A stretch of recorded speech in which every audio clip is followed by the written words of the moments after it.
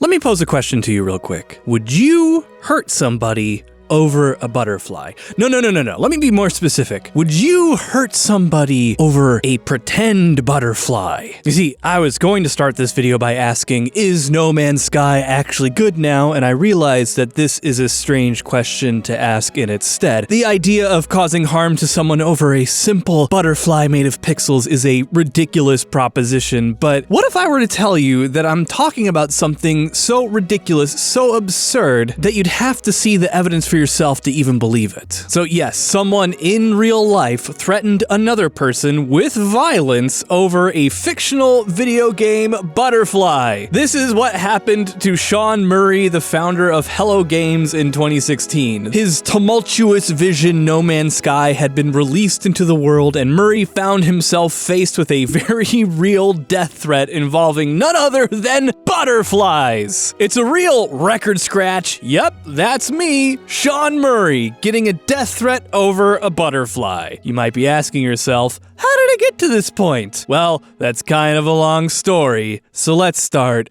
at the very beginning.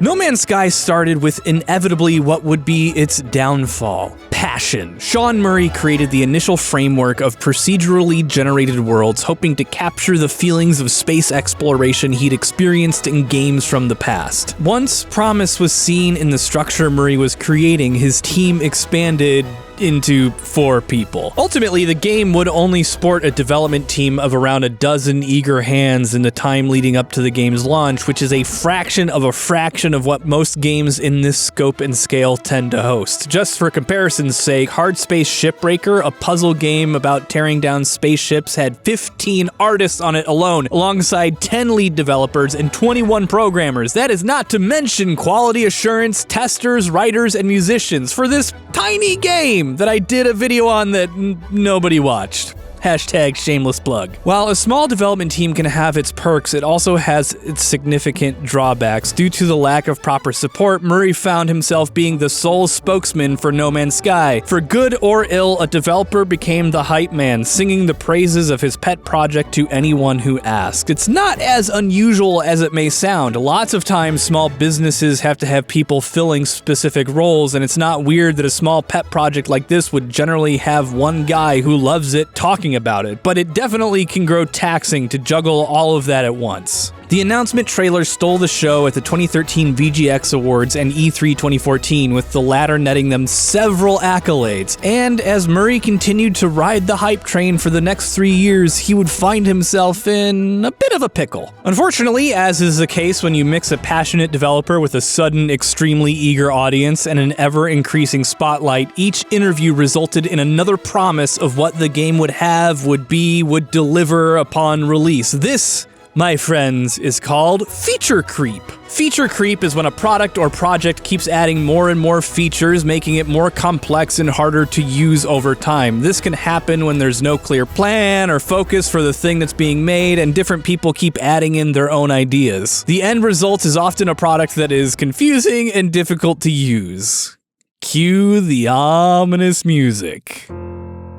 The game was originally slated to be released on June of 2016, a scant 2.5 years from its bombastic, award-studded introduction into the world. However, as the day approached, several issues cropped up that began to give people worry about the release of this highly anticipated space game. And they should have been worried, because Murray was about to commit his first major cardinal sin, delaying a game that is highly anticipated, which, it shouldn't be something that gets us all that angry. There's that Miyamoto quote that goes, "A delayed game is eventually good, but a rushed game is forever bad." But hoo boy, do people freak out when a game is delayed anyway. The game was delayed. It needed time to be polished, according to Murray, and as such, it would need a little bit more time. The release date was pushed back to August of 2016, only a couple of months later than intended. Not too bad. As that release date loomed closer and closer, game reviewers realized that they would not be receiving advanced copies of the game for review, and there had been no review embargoes placed on the game prior to release.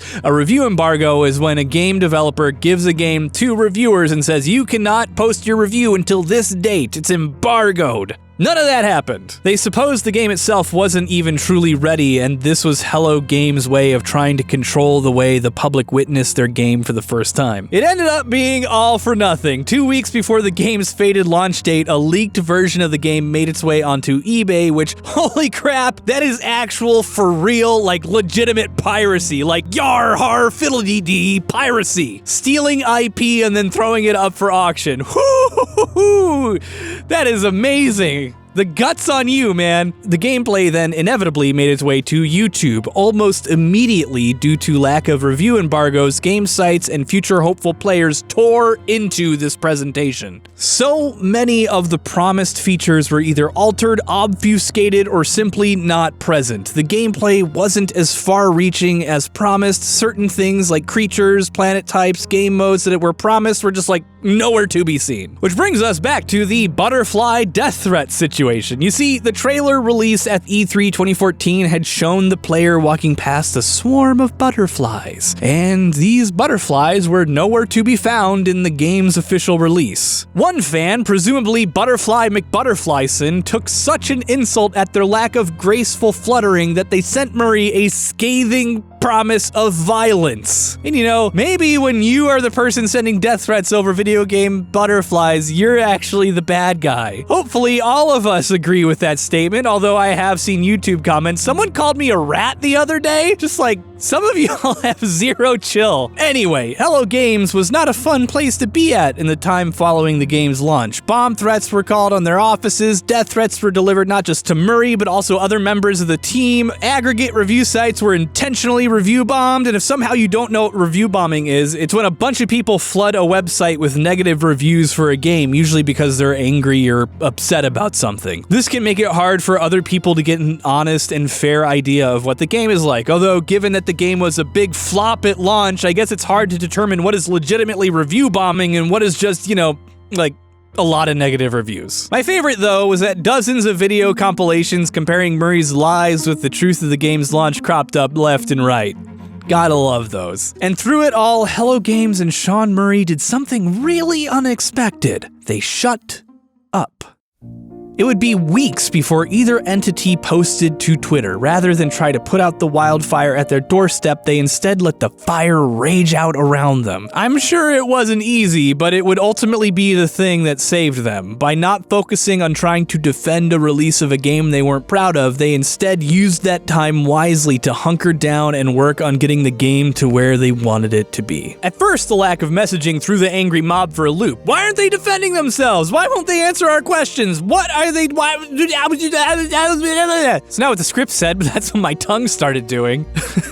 Over time, though, this helped make the angry mob waving pitchforks over their heads start to feel a little foolish. If the monster merely locks itself inside the castle, is there any point in continuing to rally against it? A scattering of updates followed the initial release, mostly to fix things so that it was at least playable. Then, in late November, 3 whole months of silence after the release, Hello Games announced Update 1.10, going live that day. The Founders Update. It didn't bring about the game that Murray promised in all those interviews, but it did provide some new features and quality of life improvements that proved to be the beginning point of this small development team's redemption arc. Steadily, over the course of years to follow, Hello Games would follow a consistent major content update schedule. It became something that players could rely on. For every few months of general quiet and quality of life updates, another named major content patch would be the result. This culminated in Update 2.0, titled Beyond, which brought No Man's Sky to a place where Hello Games probably would have liked it to be at release, with full VR support, greatly expanded multiplayer support, more robust base building, and technological advancements, as well as more story to be found and NPCs to be spoken to, with skills to learn and all the whole stuff. 3 years after the disastrous launch, Hello Games brought their beleaguered passion project to where they had wanted it to be when it was first delivered to the world. The game has come a long way, even from 2.0, with the most recent major content update 4.0, aka Waypoint, having come out in mid-October 2022. Bzzzt, Editor Austin here just to chime in and say that while I was editing this video, a whole new update came out, 4.1 Fractal, so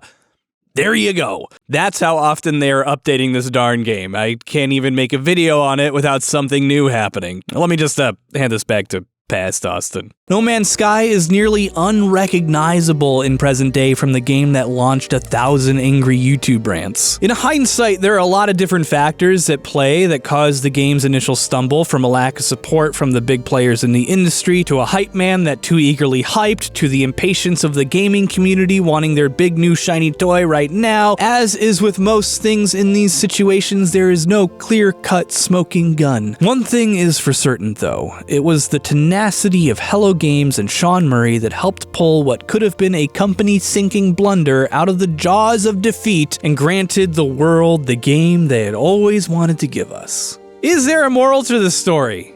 Yeah. It's called Don't Lie to People About Your Game and Don't Let Feature Creep Get Tremendously Out of Control. People are gonna find out that you're lying when you eventually release your game and it's a total disaster, but let's get to the real question of the hour, because people in my Fallout video kind of claim that I never actually answered the question about whether Fallout 76 is actually good or not. So, is No Man's Sky good now? Well, I'm gonna confess something. I actually liked No Man's Sky at launch. I didn't follow the hype train at all when the game was in development, so my expectations were like below the ground. It was just some game I picked up to do a video on, and I really enjoyed how mindless it was. But is it good now compared to then, if then it was bad? Yeah, I'm not so sure, to be honest. Some of the things that bothered me the most about the game are still there, like its frame rate issues when loading into a new planet. That really took me out of the immersive experience of landing on an alien world. And the thing is, if you took ages and ages to update your game to make it something close to what you promised at release, you fall behind the times. And No Man's Sky definitely feels like a game from 2016. I will say this though, it is not a bad game. And if you enjoy space flight but hate the space legs of Elite Dangerous, which I don't blame you for one bit, it's actually worth a play, I think.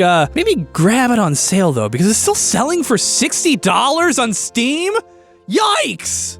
And I would be nowhere at all without my patrons on Patreon. You guys are the lifeblood of this channel. You can support this channel too by heading over to patreon.com/shoddycast, or my secondary Patreon, patreon.com/thescienceyt.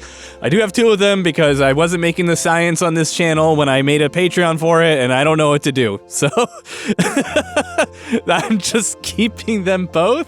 They both support this channel, so I mean, you donate, you contribute to the Shoddycast one. It goes to Science and Shoddycast. You contribute to the Science one. It also goes to both. So I mean, you know, pick your poison. Do you like Science better or Shoddycast better? That's on you.